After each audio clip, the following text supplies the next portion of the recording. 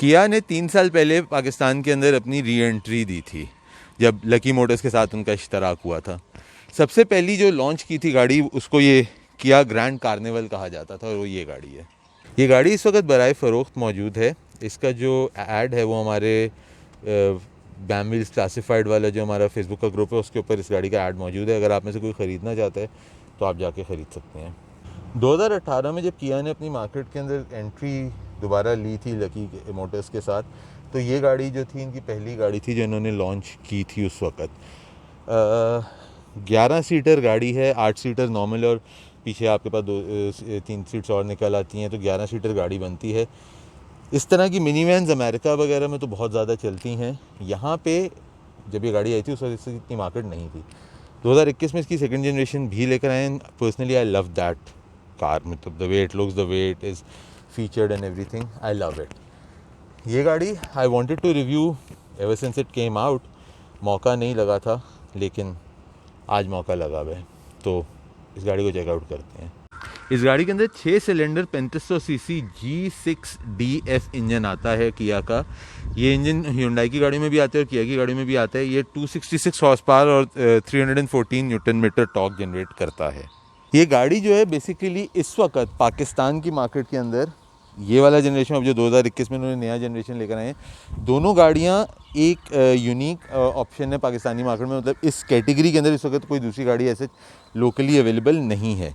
अगर आप इस गाड़ी के अंदर ये देखते हैं, आपकी बड़े साइज़ की हेडलाइट आती है। ये जो टाइगर नोज ग्रिल है ये भी काफ़ी एक बड़े साइज़ की, मतलब ओवरऑल जो गाड़ी का साइज़ है काफ़ी एक बड़े साइज़ की गाड़ी है। नीचे आपको फॉग लाइट्स भी मिलती हैं, जो कि नीचे जो लोडेड वाला वेरिएंट है उसमें आपके पास फॉग लाइट्स आती हैं। ये चूँकि लोडेड वाली गाड़ी नहीं है, इसके अंदर आपको फॉग लाइट्स नहीं आती हैं नीचे। लेकिन अगर आप ओवरऑल देखते हैं तो काफ़ी एक बड़े साइज़ की गाड़ी है। इसी तरह अगर हम गाड़ी के साइड पे भी आ जाते हैं तो जिसकी अगर आप लेंथ देखते हैं तो काफ़ी एक बड़ी गाड़ी है। 17 इंच के इसमें अलॉय रिम्स आते हैं कुम्हो के टायर्स के साथ। इंडिकेटर लाइट्स आपके यहाँ आते हैं। दोनों तरफ आपके पास जो है दरवाजे दिए हुए हैं, जो कि आपका इसमें ये मैनुअल दरवाजे, जो इसमें लोडेड वाली गाड़ी है उसमें आपके पास ऑटो वाले दरवाजे भी आते हैं। ये चूँकि सादी गाड़ी है, इसमें लोडेड मैनुअल वाले दरवाजे हैं आपके, और ये दरवाज़ा अपने वज़न से खुद ही बंद होता है। जैसे आप गाड़ी के हम पीछे आते हैं तो अगेन वो जो इसका साइज़ का जो एनॉर्मस किस्म का साइज़ है वो यहाँ पे भी कंटिन्यू करता है। आपके पास टेल लाइट साइडों पे आ जाती हैं, जो कि अगर आप देखें इसको तो सरेंटो की जो है उसकी लाइट से काफ़ी मुशाबहत देती है। यहाँ पे आप एक क्रोम की स्ट्रिप आ रही है, ग्रैंड कार्निवल किया। ऊपर आपके पास शार्क फिन एंटेना और स्पॉइलर आ जाता है, रेयर माउंट वाइपर आ जाता है। अब हम डिक्की इसकी खोलते हैं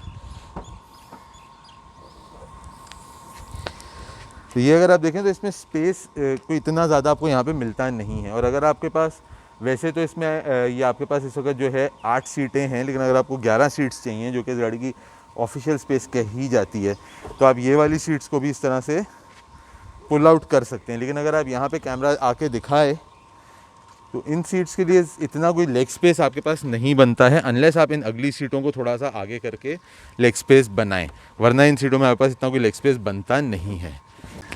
अगर हम इधर आते हैं तो आपके पास जो टूल किट वगैरह है सारी वो यहाँ आ जाती है। और यहाँ पे अगर आप देखते हैं तो आपके पास ये 12 वॉट का चार्जिंग सॉकेट भी आ जाता है। गाड़ी में आपके पास पीछे पार्किंग सेंसर्स भी आते हैं और ये रेयर रिफ्लेक्टर्स भी आते हैं। अंदर जाने से पहले इसकी अगर मैं आपको चाबी दिखाऊं तो इसकी ये जैक नाइफ चाबी है, जिसके अंदर लॉक, अनलॉक और डिक्की 3 बटन इसमें दिए हुए हैं। अब गाड़ी का दरवाज़ा को हम खोल के देखते हैं तो आपके पास यहाँ पे पूरे आपके जो हैं कंट्रोल्स आ जाते हैं, जो पावर विंडोज़ वगैरह के। इधर आप देखें तो आपके पास हाइट एडजस्टमेंट और लंबर सपोर्ट दोनों दिए हुए हैं। फिर हम गाड़ी के अगर मैं अंदर बैठता हूँ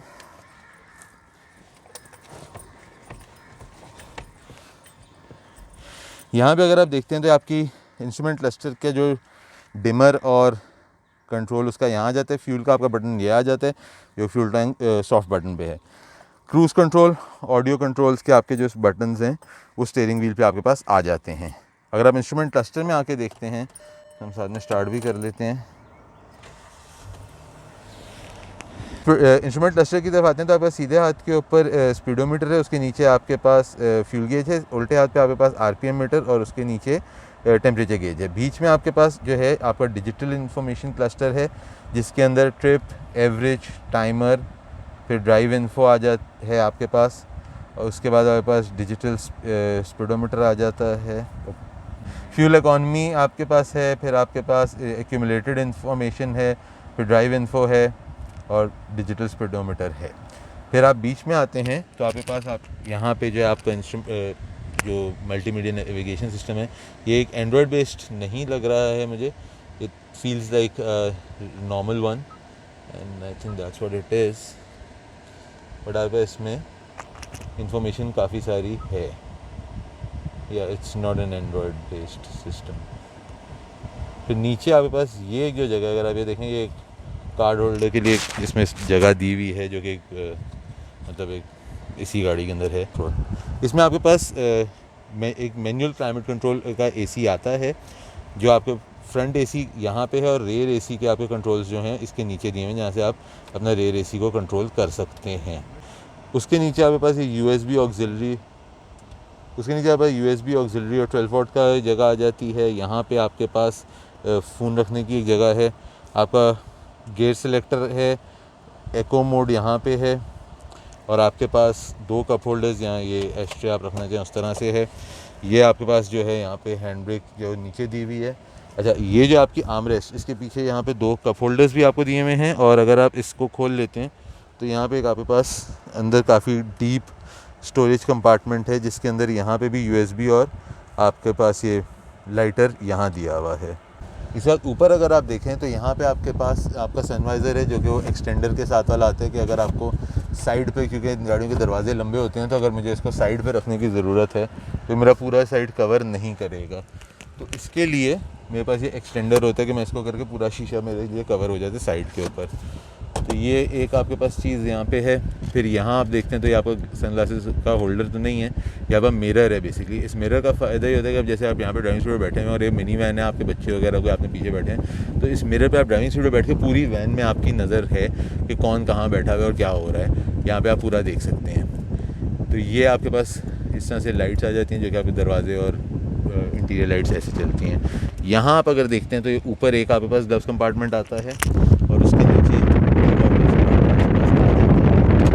उस दरवाजे पे अगर आप आके देखते हैं तो जिस तरह सिविक के अंदर भी होता है आपके पास के पैसेंजर साइड वाले दरवाजे पे आपके पास दरवाज़ा लॉक एंड अनलॉक की जगह दी हुई होती है। इस गाड़ी में भी वो चीज़ अवेलेबल है कि आप पैसेंजर साइड पे भी अगर आप बैठे हैं तो आप पूरी गाड़ी के दरवाज़ों को कंट्रोल कर सकते हैं। अभी मैं इस वक्त सेकेंड रो में यहाँ पर बैठा हुआ हूँ।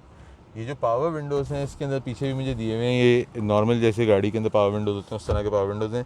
लेग स्पेस, हेड स्पेस बिल्कुल इसी तरह जैसे आप गाड़ी में आगे बैठे होते हैं उस तरह की हेड स्पेस आपको मिल रही है। पिछले एसी के वेंट्स आपको यहाँ पे भी दिए हुए हैं और इसमें थर्ड रो में भी आपके पास वेंट्स आते हैं। जिसमें लोडेड वाली गाड़ी आती है उसके अंदर आपके पास सनरूफ भी होते हैं, इस गाड़ी के अंदर वो मौजूद नहीं है। अच्छा, ये जो आर्मरेस्ट है इसको हम मतलब ये बीच की सीट है, इसको अगर हमें सीट की ज़रूरत नहीं है तो हम इसको डाउन करके आर्मरेस्ट भी बना सकते हैं। यहाँ पे 2 कप होल्डर्स और आपके पास ये जगह आ जाती है। अब अगर आप देख सकते हैं इस गाड़ी में 3 अदद कार सीट्स लगी हुई हैं बच्चों की, तो इसके अंदर इस तरह की यूटिलिटी है कि अगर आपके पास बच्चे हैं 3 मल्टीपल, तो आप कार सीट्स के साथ इस तरह से बच्चों की सीटिंग अरेंजमेंट आप बना सकते हैं। अब आप यहाँ देखते हैं तो ये आपके पास एक स्टोरेज स्पेस आ जाता है छोटा सा, नीचे आपका USB का पावर सॉकेट आ जाता है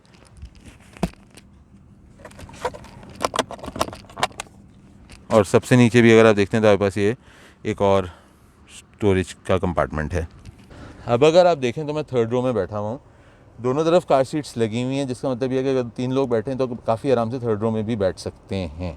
और हेड स्पेस काफ़ी मुनासिब है, एसी के वेंट्स यहाँ पे भी दिए हुए हैं। लेग स्पेस में ये है कि जैसे आपकी फॉर्च्यूनर की सेकंड रो सीट होती है उस तरह की है कि थोड़ी सी आपकी टांगें ऊपर ज़रूर उठी हुई हैं, लेकिन कोई इतना डील ब्रेकर नहीं है पीछे भी बैठे हुए। और फ्रंट रो की तरह इसमें भी है कि अगर आप बीच वाली सीट को फोल्ड करना चाहें तो फोल्ड करके आर्मरेस्ट बना सकते हैं। जी, तो अब मैं ये ग्रैंड कार्निवल चला रहा हूँ। गाड़ी का जो इनिशियल किक है वो एक काफ़ी इंटरेस्टिंग किस्म का किक आपको देती है गाड़ी। And size of the car, ये आपको एक जो है ना, it is a big sized vehicle, तो वो आपको आदत थोड़ी सी डालने में टाइम लगेगा कि यार इस साइज़ की गाड़ी को कंट्रोल, अगर आपको आदत नहीं है तो कंट्रोल करने में थोड़ा सा टाइम ज़रूर मांगेगी गाड़ी। अलबत्ता जो इस वक्त इस गाड़ी की पार्ट्स हैं वो थोड़े से महंगे ज़रूर हैं। जिस तरह सारी नई गाड़ियों के इस वक्त जितनी भी नई गाड़ियाँ हैं उनके पार्ट्स का तो एक है चीज़ के महंगे होते हैं। और रीसेल के अंदर चूँकि ये 3500 सीसी वाली जो गाड़ी है इसका इंजन साइज बड़ा है, रजिस्ट्रेशन कॉस्ट ज़्यादा है, तो ये जो रजिस्टर्ड गाड़ियाँ रीसेल के अंदर गाड़ियों की वैल्यू काफ़ी अच्छी रिटेन हो जाती है। लोग मतलब किसी को चाहिए होती है तो दे प्रेफर के यार अगर नंबर लगी हुई गाड़ी मिल रही है तो बेहतर है रादर देन अनरजिस्टर्ड गाड़ी ढूंढने के। फिर अगर हम बात करते हैं इसके फ्यूल इकोनॉमी के ऊपर, तो तकरीबन 7 साढ़े 7 क्या करीब आपको शहर में देती है, 9 साढ़े 9 के करीब हाईवे पे देती है, which is very decent considering कि ये एक 3500 सीसी 6 सिलेंडर गाड़ी है, छोटा साइज गाड़ी का नहीं है। अच्छा, हम अगर इस पे फिर बात करते हैं इस गाड़ी की मनूवरेबिलिटी पे, तो हाँ थोड़ी सी आपको मनूवरिंग के अंदर एक ध्यान रखना पड़ता है कि यार गाड़ी का जो साइज़ है उसके हिसाब से you need to be a little careful, कि क्योंकि पीछे से एक लंबी गाड़ी है तो इतना इट्स नॉट लाइक दैट कि आप कोई भी नॉर्मल सी गाड़ी चला रहे हैं, it's like a different kind of a thing. Visibility गाड़ी की बहुत मुनासिब है सामने पीछे हर लिहाज से, विजिबिलिटी में ऐसे कोई इशू नहीं है इस गाड़ी की। बाकी अगर मैं इस पे एक्सेलरेशन के अंदर देखता हूँ तो गाड़ी की एक्सेलरेशन जो है वो किसी भी किस्म का आपको कंप्लेन नहीं है इस गाड़ी की एक्सेलरेशन से कि यार कहीं आप बोलें कि जी एक्सेलरेशन में कोई शिकायत है, ऐसा कुछ नहीं है। गाड़ी एक्सेलरेशन में काफ़ी मुनासिब है। इंटरेस्टिंग है गाड़ी, चलने वलने में हर लिहाज से गाड़ी इंटरेस्टिंग है। गाड़ी की हैंडलिंग, पावर विंड, स्टीयरिंग वगैरह हर लिहाज से it is a nice car. And आज अगर आप इस गाड़ी की जब ये आई थी उस वक्त गाड़ियाँ 40-40 लाख रुपए के अंदर आपको मिल जाती थी, लेकिन अगर आप आज बात करते हैं इन गाड़ियों की प्राइस के अंदर तो मतलब it's around 6 million plus minus में आपको ये सादी वाली गाड़ी मिलती है। और आप लोडेड वाला जिसका वेरिएंट है उस पर जाते हैं कोई 6.5 और 7 के आसपास मिलती है। सो हाँ, प्राइसेस भी इन गाड़ियों के ऊपर गई हैं compared to when they were new, just like any other car, any mainstream car, because now this brand is also a mainstream brand। और एक गली के अंदर से मैं लेके निकला कि जस्ट टू सी, गलियों वलियों में भी गाड़ी आप चलाने में आपको कोई इतना इशू नहीं है, बड़े कंफर्टेबली आप इस गाड़ी को गलियों के अंदर से भी चला सकते हैं, कोई प्रॉब्लम ऐसे इस गाड़ी में नहीं है आपको गलियों वलियों में भी चलाने के अंदर। You just need to get a hang of it. Driving position जो है वो मैं काफ़ी इंजॉय कर रहा हूँ, यहाँ पे बड़ी कंफर्टेबल सी ड्राइविंग पोजीशन है, थोड़ी सी ऊपर करके आप बैठे हुए हैं। So yeah, all in all, it is a good option। तो ये हमारा रिव्यू था इस किया ग्रैंड कार्निवल का। उम्मीद करता हूँ आप लोगों को पसंद आया होगा। कमेंट्स में ज़रूर बताइएगा आप लोगों को कैसा लगा। अगली दफ़ा तक के लिए कैमरामैन शालिम रूबिन के साथ उमर अरशद, बैम व्हील्स।